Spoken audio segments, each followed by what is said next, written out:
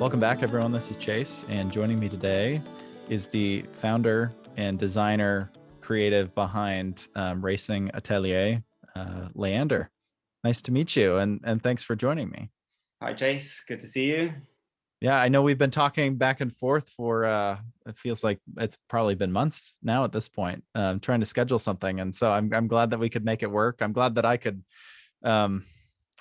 finally make it work on my side. You've always been willing. I've just had things pop up. So thanks for taking time. I've been following your work for a while now and has been really inspired by it and want our students to get more familiar with what you do, because everything that you do is just, it's incredible and beautiful and inspiring. But I wanted to turn back the clock a little bit and understand how you got interested in the outdoors to start. What was your first introduction to the outdoors in general? Not necessarily the outdoor industry, but the outdoors and outdoor activity.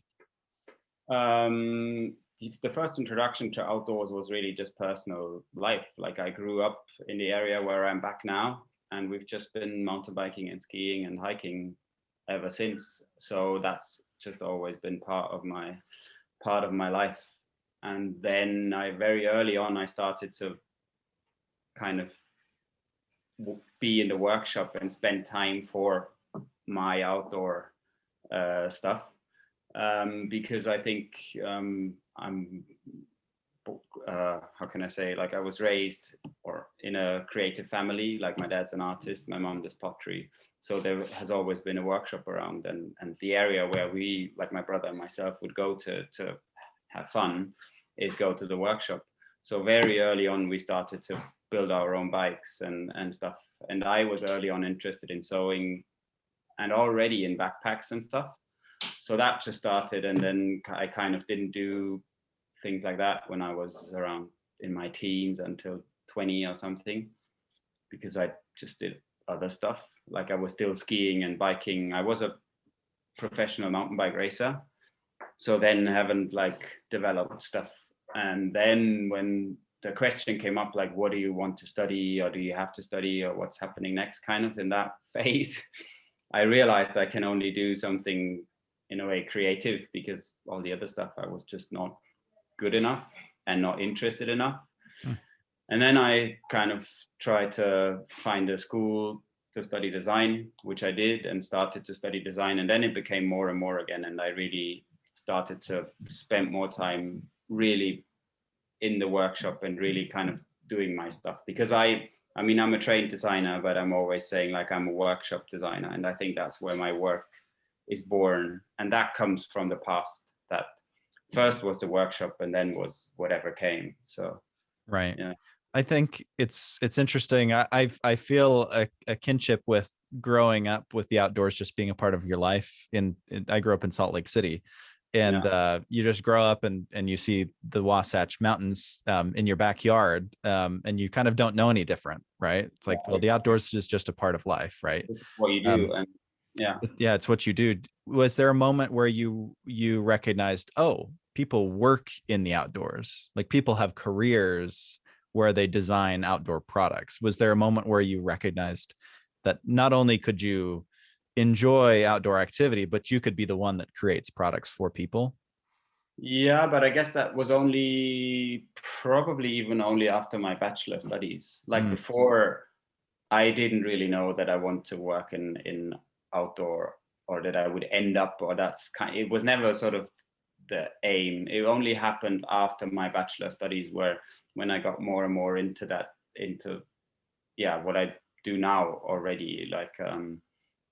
And then when I finished my MA in London, I was like, okay, what do I want to do? And then I stayed in London for a while, worked as a classic London freelance designer, doing whatsoever, making furniture, making interior, which was amazing. It was a great time. But then kind of had a feeling I had to leave London again. It wasn't my place. Like, I loved the city and I almost stayed there, but I left kind of for a gut feeling and came back to kind of figure out what next. And then I kind of fell into that outdoor thing, because I was asked by it's called VAUDE, which is VAUDE, this German classic brand, to work as a designer there. And then it properly started that I got into outdoor again, like on a professional level. Right. Yeah. It seems common for a lot of people that they don't know that the outdoors is a career path. Yeah. Right. Or you can work in that industry. I know for one of our students in particular, I shared this story before with others, but she was on a long distance hike, backpacking trip.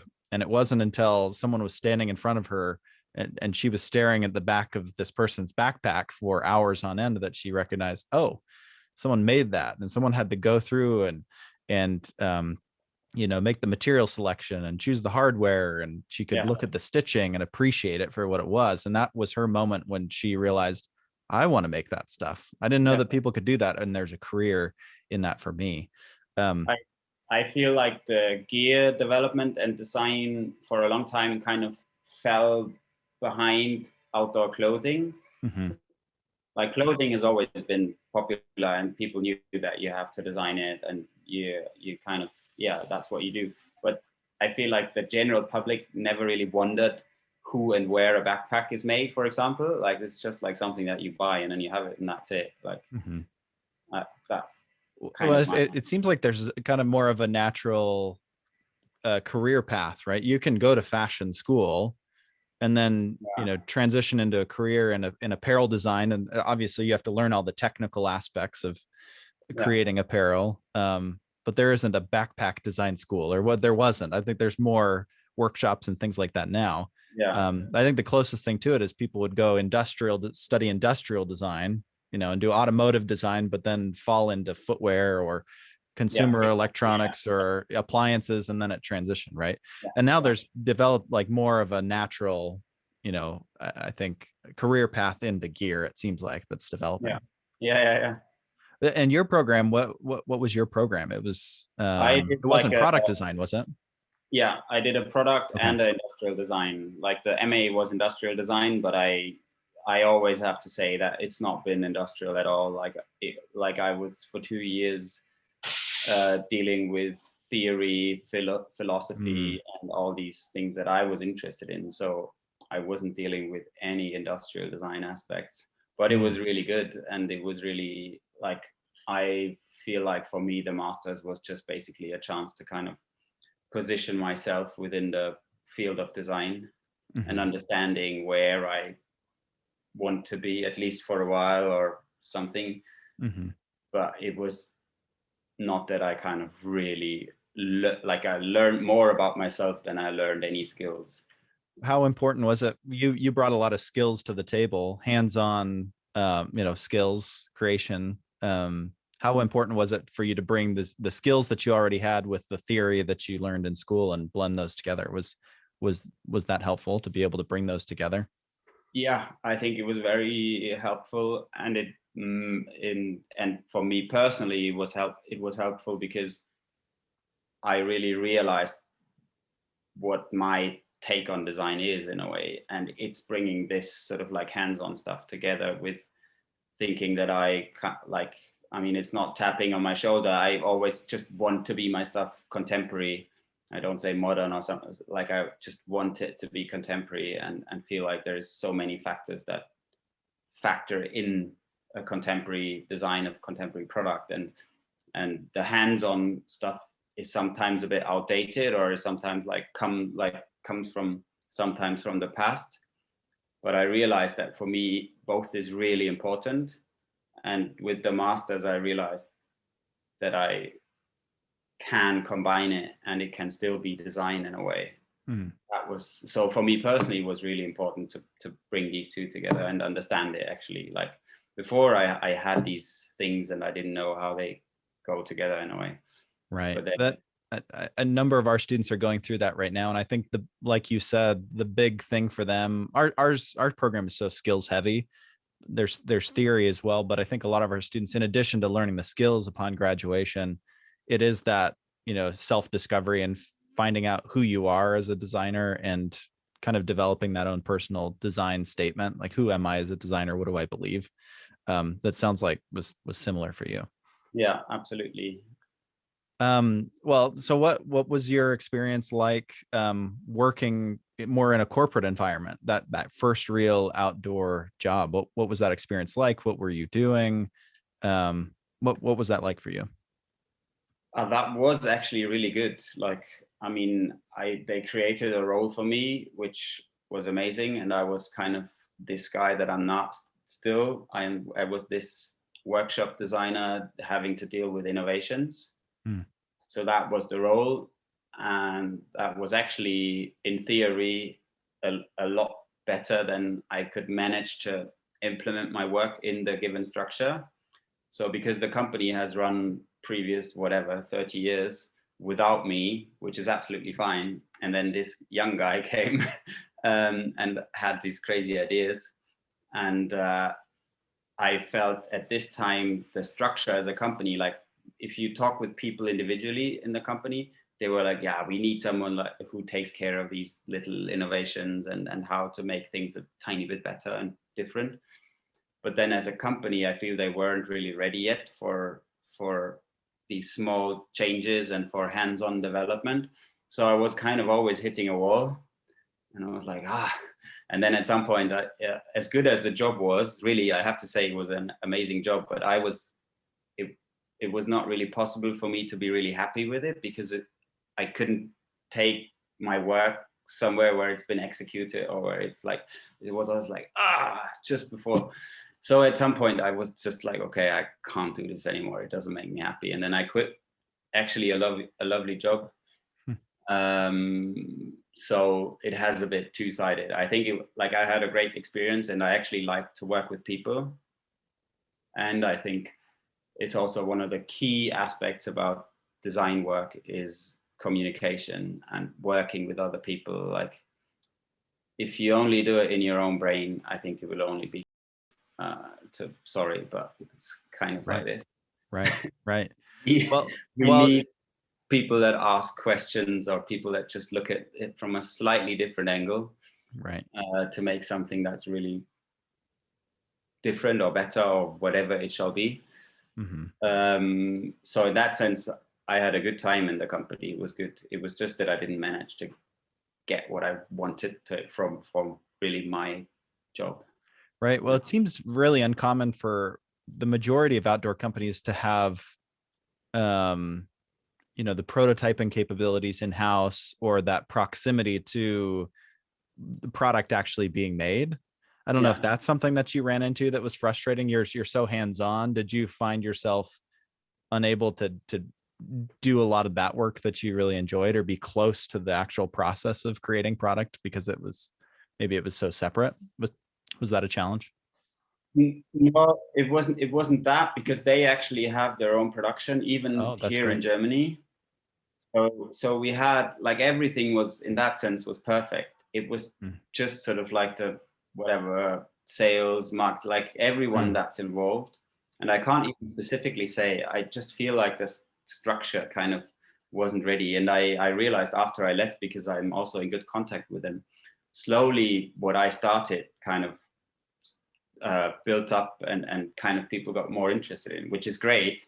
And as I say, it was just maybe a bit too early or too, Right. So when did I guess the idea for your studio really start to take form? And what inspired that? When did that come about? Was it while you were in school or was it when you were working? When did this idea of creating a studio start to develop? That started to develop when I came back from London, and then I was hired by Vaudi for a while, but I still kept kind of my thing a little bit going and here, because I had this workshop just found before I went to work with Vaudi, so I kept it. And after I quit my job, I said, okay, well then now you kind of have to start your own thing. Like you have to have a plan, and you can't quit like a great design job and whatever, not do anything. So I said, okay, then you now start your own thing. And until then, I've kind of made enough of these first backpacks that I knew that is something that I'm really interested in. and earned like quite good feedback. So I didn't know where that will end at that point. But I said, okay, one part of my personal design studio is trying to make this backpack thing happen wherever it may go. And that was one angle. And then the other angle was that I was just working as a freelance designer, doing smaller jobs for outdoor industry, but then also doing like lots of furniture jobs because I think they're always easy to get. And they're always nice. Like I did like furniture jobs, which are like one-off commissions. And then I built like really nice tables and stuff like this. And then now I do it rarely, but still do it. And I still enjoy it. Like it's still a good mix within what I do.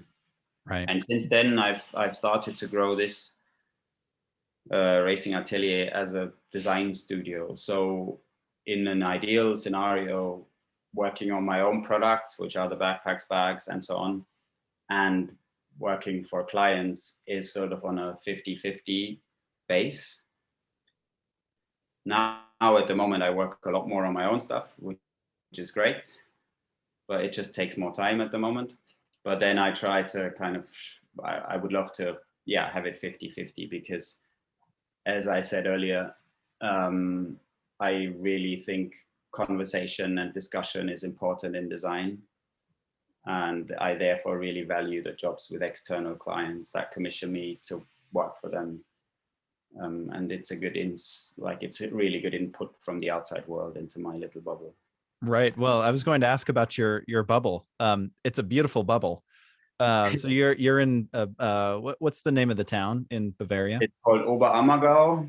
It's a tiny 5,000 residence town, but world famous because they have this Passion of Christ play every 10 years. So it's world famous. Not really does it matter for me, but that's okay. And it's like 20 minutes away from where I grew up.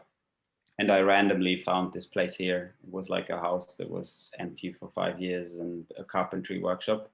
And then I met the owner and now we're renting it. And I kind of rebuilt the whole house. Like I had to clean it, put in a shower, and there was no water. But it's kind of where we're now. And it's also because it's kind of, we're not having the contemporary luxury here, I would say. But that makes it possible to start my own work because I don't have to spend a lot of money on rent and so on. I can spend my money on my work, which is good. Right. How important was it for you to be in a place like that? Like how much of that influences the work? Because I could see how being in a place like London or a major city, there's so many influences, right? Which is great. I mean, for design inspiration, you're taking a lot in, but at the same time, I could see how you would almost maybe even subconsciously just design like everyone else or take inspiration from other places and really not develop what you want to be. Where you are, do you feel like you're living in an echo chamber or a bubble, or you're really tapping into who you really are and what you really want to create, and innovation is coming from that rather than pulling from other places? Does that make sense? Yeah, no, I really think what you said about sort of like being out here helps to kind of define or shape or hone, whatever the English word is, your own, my own take on design. Like coming from London and still being connected, I can really see that my friends and people who live in the city, they all have the same influences. And suddenly, even though everyone does his own stuff, they all kind of do the same stuff, which is absolutely fine. And I think that's also one aspect of being contemporary. So I'm not saying that this is bad or this is not a matter of quality, but I have a feeling they have the same influences at the same time. Whereas here, yes, there is almost no design relevant influences. So it really relates back to myself in a way, and to really hone my take on my work. So that really makes it stronger. And with every product that I'm making, I'm kind of searching almost like within myself where it should go, rather than searching on the outside or trying to. So after being here, I realized that for me at least, these kind of, that corporate companies often do like design inspiration trips to whatever, Tokyo and stuff. And I think this is absolutely great. And for me, every trip is also inspiration. But if I look at it as a design inspiration, I find it a bit weird to just go to another place and kind of ask the place to tell me what I should do. Because and that's only my take. Like it comes from my work and my surrounding, and that I take the time to really, I'm patient to really find what I'm looking for. Right. And I think that's one of the key differences also between my work and maybe being at a corporate company. Like at a corporate company, you rarely have as much time as I have for my own, or as I take for my own work. And I think defining a personal take or a style or something is a lot connected to patience. Right. Well, do you find your inspiration? Like you constantly, it seems so simple, but you constantly do everything. Like from every thing that I make, I probably make like so many iterations until I have the one that I feel like, yeah, that's probably it. And then it's probably not it, but yeah. Do you find that being closer to the work is where you get your source of inspiration? I mean, being hands-on, developing the product, using, the tools that you use, that's where the inspiration comes, versus, you mentioned this a little bit, looking for outside sources. It's, that tactile experience is where the inspiration comes from. I don't think the tactile experience helps for the inspiration. That's not really, I mean, it helps if you have a material at hand where you'd be like, oh shit, this is really interesting. I want to make something from that. In that sense, it helps. But I think being in the workshop itself can only be inspirational to some extent, because I think I feel like I spend so much time here. It's not inspirational per se anymore. It's it's my boring desk in a way, right. It's an exciting desk, but you know what I mean. So I do think inspirations, like for me at least, starts also mostly with, as soon as I leave the workshop door for, let's say it's again when we started an outdoor activity, I realized that immediately my brain gets going. And it's not that I see something or anything, it's just the being detached from here. Because here, like, there is so many, like whenever I look around, there's like, you have to do this and you have to do this, you have to do this. Whereas when you go away from it, even though it's only like 2 meters or or if you just go for a little bike ride, there is only the essence, what I really want to work on, that I take in my brain. And then immediately I realize that it gets going. So it's really hard to say where inspiration comes from. I feel like it's a bit of for me personally, I'm not sure whether it's a bit overrated. I think it's kind of like an inner force of having to create something all the time, and then searching something, but not necessarily being like classic seeing something and like, I have to do this. This is not kind of what happens. Yeah. Well, that'll be helpful for our students to hear that just getting a degree doesn't automatically give, help crack that nut for you or help you find the source of inspiration. The degree doesn't give you that, right? It's something you're constantly learning to discover. You're constantly learning about yourself and your own design process, and that's different for everyone, right? A degree doesn't give you that necessarily, but it could arm you with some tools or a different way of thinking. But absolutely, yeah. Well, why backpacks? Why packs? I know we have websites dedicated to backpacks. Carryology, I know, interviewed you at one point, right? Why backpacks? What is it? I've never asked myself that question. I guess it's just been interest. Like really, I've made one of my first packs when I was still skiing every day, and that was when I was probably 18, and I wanted to have a pack for skiing. That was just the way I thought it would be nice, and that was the first one. And then it just always, it's been kind of there, and it was kind of natural. So I can't really say why, but I realized that's maybe like when I did my MA, and even afterwards, I realized that I'm really interested in the notion or in the of carry. Like carry is such a can be such a big word in a way. Like carry, you from carrying responsibility as a you can carry physical things, but you can also carry whatever values and ideas and stuff. So I realized that carry is actually something that I'm personally really interested in, and that pops up in my sort of like whatever career again and again and again. So in that sense, that maybe relates a bit to your question, that I always feel like carry is interesting. And when I started, it was purely about the fact I had to carry my skis. But then more I realized that you can carry, as I said, other things as well, and that probably goes along a bit with that. Yeah, I am really interested in that idea, and well, just designers designing with intention and designing with those types of things in mind, right? Like this parallel of carrying physical things as well as carrying any number of other non-physical things.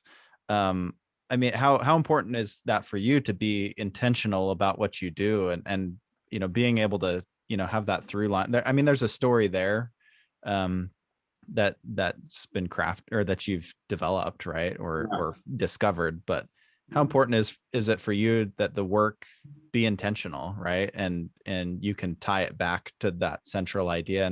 And how often have you seen other designers that don't necessarily have that guiding principle or that intention? We see this a lot in the outdoor industry, people creating stuff to create more stuff, right? Where it seems like yours is done very much with intention. Yeah. Well, I think, going back to my masters and stuff, I realized that one big aspect about design is I can take responsibility. And I don't say I would love to see every designer take responsibility, but I don't, like, everyone should do as he or she wants. But for me, I realized, okay, I have to kind of take responsibility for what I'm doing, because I don't want to be the person who's just throwing product on the world. Because if you think about it, like, really quite like rigorously, like we should just not design anything in a way, like we should just not do it. But I realized that this is really just what I love to do. So I kind of had to find my way to kind of get through that and do what I love, but at the same time find or be on terms with what I do, because I think that's kind of, it wasn't easy, but and I think some consciously and subconsciously that's why the Racing Atelier has to develop to what it is now, because I wanted to have ownership about my stuff, and I wanted to know how it works. And I even really still enjoy that I know almost every client that I sell to. And I think that's something that's, at least for my work, really important. And also for my design, the understanding of design. How can I say? I feel like this, in a way, as a designer, or one big thing is to share. And I'm sharing my expertise, my style, but also my value through the product.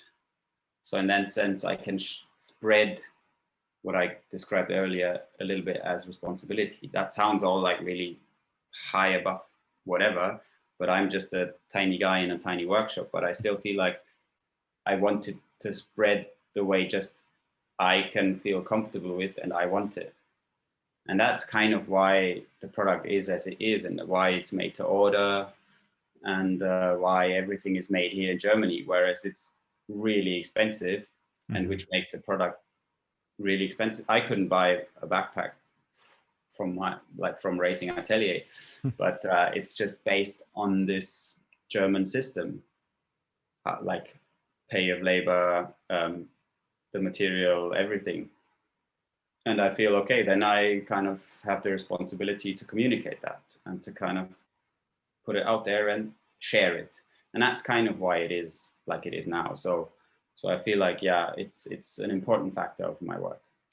How important was it for you to make everything? And now you don't make everything, but you make so much more than most people. I mean, of course, you're still sourcing the leather, the dyneema, but down to the hardware. I mean, there's a lot of pack makers out there, but the majority of pack makers will buy their, hardware from Duraflex, or, they'll source their hardware, but you're creating that, you're making the wood frames. Like, how important was that for you to hand make the product? I have been asked about the hardware recently, and to be honest, I've never really thought about it, but I realized that it must have been important from the first moment, because none of the backpacks that I have, like, I'm just looking up here because they're there, some of the first ones, none of them has components that I buy. So even the first ones that I made, like whatever, 7, 8, 9 years ago, already had like metal hardware that I was grinding down in the workshop and filing and cleaning. So it must have been really important early on, and I can only explain it in a way that I've just not considered buying stuff. It was just, I feel like it's not been an option. And taking this to the other side, I think having my own hardware, for example, is really one of the key benefits of the product. Because a backpack is just a backpack, and everyone can make a backpack from leather and dyneema, and also everyone can make his hardware. But bringing everything together in this consequence, I think this is kind of the only reason why it is what it is. And the hardware has like an enormous impact on that, because as you say, like, if there is a Duraflex buckle, then there is a Duraflex buckle, and that's fine, but it would not be as consequent as the whole thing is now. And I think, it has an important role. Right. When did you recognize that this was something that people were responding to? And when did you recognize, oh, this is something that I could do long term? Like this could be my life, or a chapter of my life at least. When did you recognize that there was some success? When did I recognize? I'm still asking myself that every day. But to be honest, for the first time now, I realize I have a feeling, or sometimes, like I said to my wife the other day, maybe it now makes sense, kind of what I'm trying. So it really takes a really long time to kind of be like, okay, well, it makes sense. Like, I mean, it's been recognized out there a lot earlier, and I sell stuff since a while, but to contribute to our living, it's only now that it feels like, it maybe makes sense, kind of.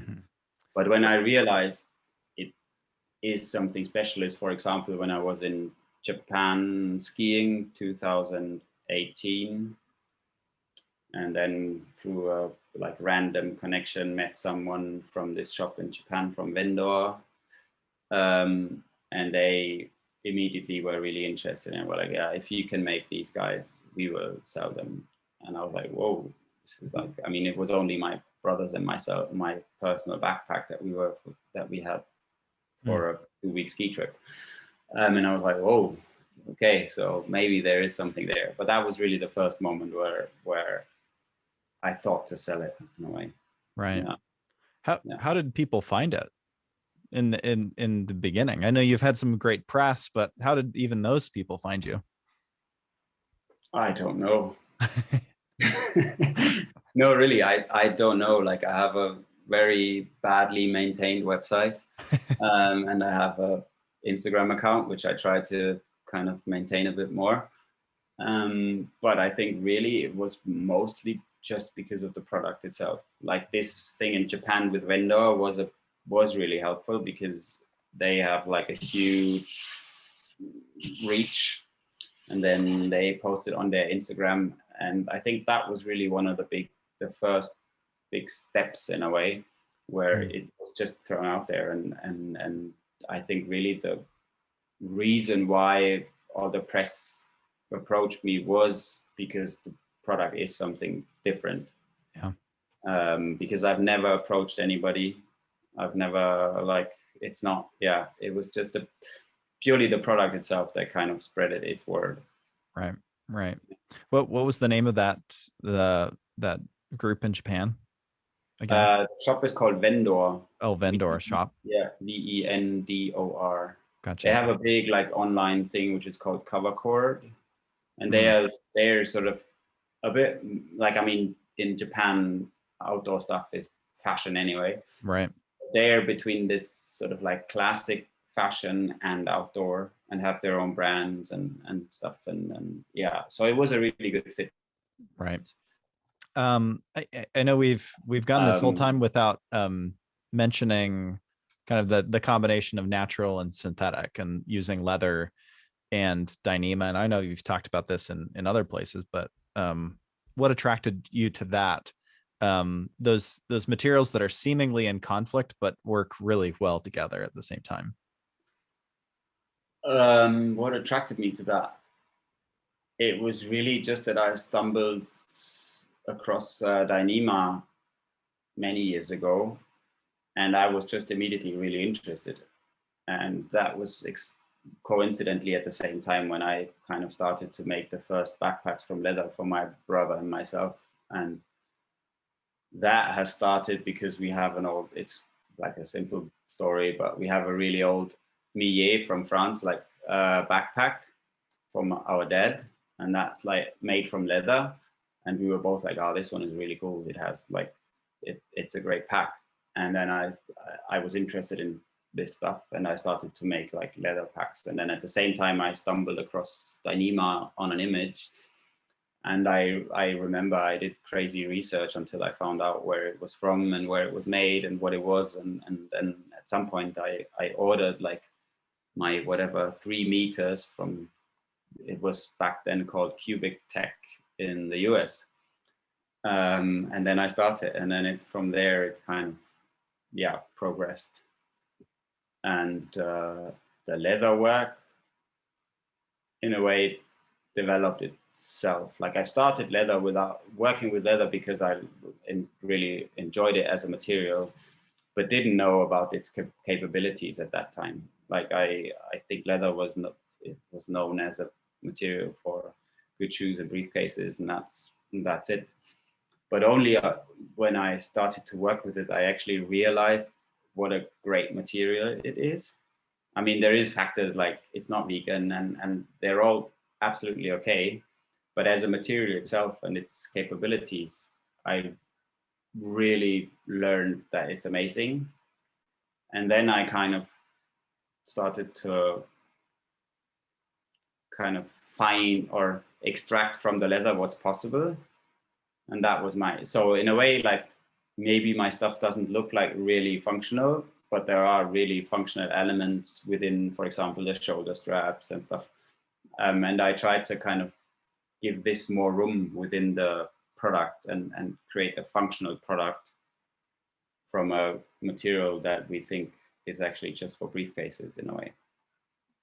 But it's not. So that was kind of how these two had to merge. And I think in that sense also dyneema, how can I say, dyneema is a really good partner for leather because they're both really functional, but they're obviously completely different. Yeah. So I just a brief story before a question, but I interviewed a couple that I believe maybe in the 70s, they were hand making sleeping bags in Oregon. And they started a company called Down Home. They were one of the few sleeping bag manufacturers in the US at that time, and hand making every product at a super high quality. And they, because of the nature of the business that you're very familiar with, right? There's only so many that you can produce. I mean, they would make product, but ultimately they wanted people to use it and experience it. And they had one individual who was kind of a gear collector approach them and say, well, I want to buy one. And they asked, well, what are you going to use it for? You already have one. They said, well, I want to hang it up on my wall because it's so beautiful. And they said, well, we're not going to make it for you. We're not going to take your money and sell it to you. Do you feel that in a way, or what do you want someone to experience or feel when they purchase a product? Because it's functional art in a way. I mean, they're so beautiful to look at, but I can't imagine that you want people to just look at them. So what are your thoughts there? I mean, that's a bit of a problem that I have, because I don't want people to be afraid to use it. And it's absolutely human to be afraid to use it when you buy a backpack for whatever, $2,000. It's absolutely human that you be like, that you take better care of it than actually necessary. So in that sense, I always have a bit of a problem, but I feel like it's almost like with any designer, you have to put a product out there, and then at some point you just have to let loose and just be it on the wall or be it used. But I obviously really would love to see it used, and also I spoke in your question earlier about the capabilities of leather. And for example, only if you use it hard, you will realize, like, for example, why I choose leather for the shoulder straps and also the back panel is because it's a hide, it's our skin, and it's a completely different climate and feel to the body when you sweat, for example. When it's really hot, it almost feels like it's cooling, like it's not getting as hot as a foam padded whatever backpack. And that's, for example, one of the tiny things that I and people that have it and use it like this really value. So I want people to experience that as well. Like, but then you really just have to be out there when you're sweating and when you're dirty and so on. So I'm always asking myself as well, like, do people really use it? And I can probably only hope so. Well, and there's a different type of beauty, right? That product kind of evolves and changes over time as it's used, right? There's beauty that comes with that leather changing and being worn, I imagine. Absolutely. Like it normally it gets like more and more beautiful. Yeah. And at least it becomes you, like. Right. Well, and I feel like your product, which is interesting because you're not, they're very limited in nature. You're a studio, but you don't want to be a manufacturer. You've said, right? You're a design studio, not a bag manufacturer, but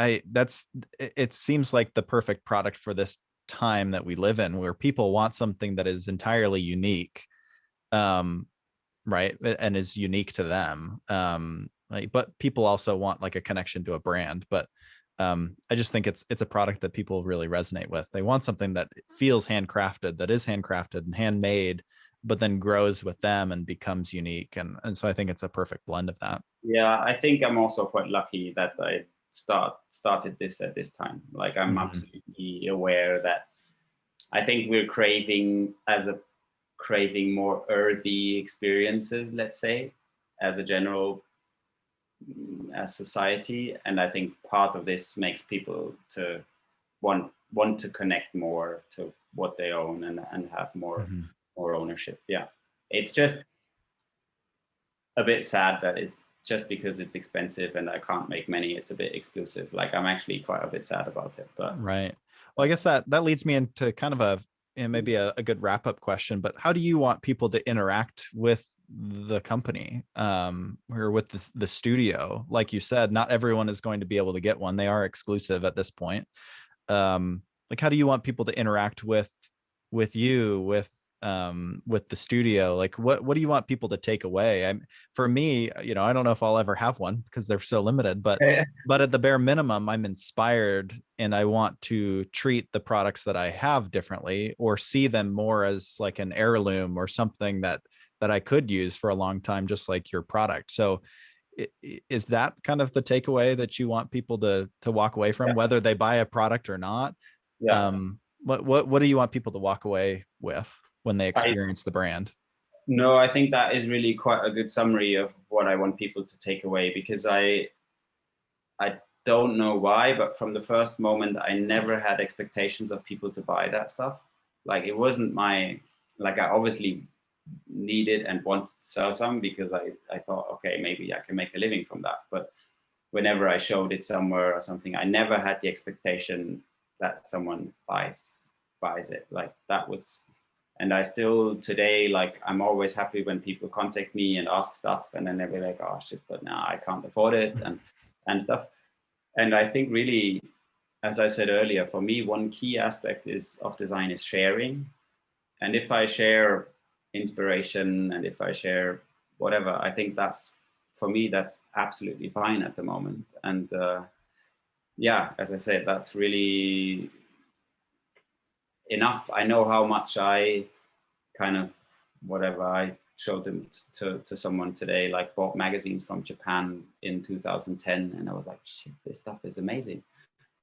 And if stuff like this happens with my work, I think that's fine. Like, if people take away some of my, is that a heavy word, like ethos, and if you can see it in the images, if you can't experience it live, buy it, or even live with someone on someone's shoulder, if that ethos comes across and people take away some of it, I'm already really happy. It might only be like that much, like it might only be a fraction, but that's cool. Like, right. Yeah. Well, I think in a lot of ways, more than selling product, you are selling that ethos or that philosophy of what product can mean to people. Obviously, this comparison isn't perfect, but the scale is different. But I think of Patagonia at times when you look at their website and there's no product listed. It's a cause, right? That is being communicated. I felt the same way when I went to your website, and it doesn't lead with, oh, here's the product, here's the price. It's more of, these are different projects that I've worked on, and more of that philosophy is up front in the messaging, which I thought was really interesting and impactful. Yeah. So. Yeah. No, I think that's what I want people to take away is, and also I think one key thing, maybe this is also goes to students, one key thing is really to just start, just start doing something, whatever it may be, but it will definitely lead you to another thing. Right. That's a great lesson, because then it'll lead you to, having your own studio and making product. So at least it was like that for me. And even then, when you don't have work and when you don't have money and you have your studio, you can just still make something. I think that really got me through various dips within the whole thing where I questioned the whole idea. But then it's always just lucky that you can make something, and then you have something and you're like, oh, it's actually not that bad. Right. Well, this has been great. I appreciate you taking time. I guess the best way for people to connect with you is the website, and on Instagram. I'll include those links in the description. And that's really fine. Like, also for the students, like, really, like, I mean, I try to respond to everyone, and I like it. So that's, yeah. Well, that's great. Well, thank you for taking the time. This has been incredible. And again, I admire your work. I'm inspired by it, and it's fun to talk to you and learn a little bit more about it. Yeah. Thank you very much. Thanks for your interest.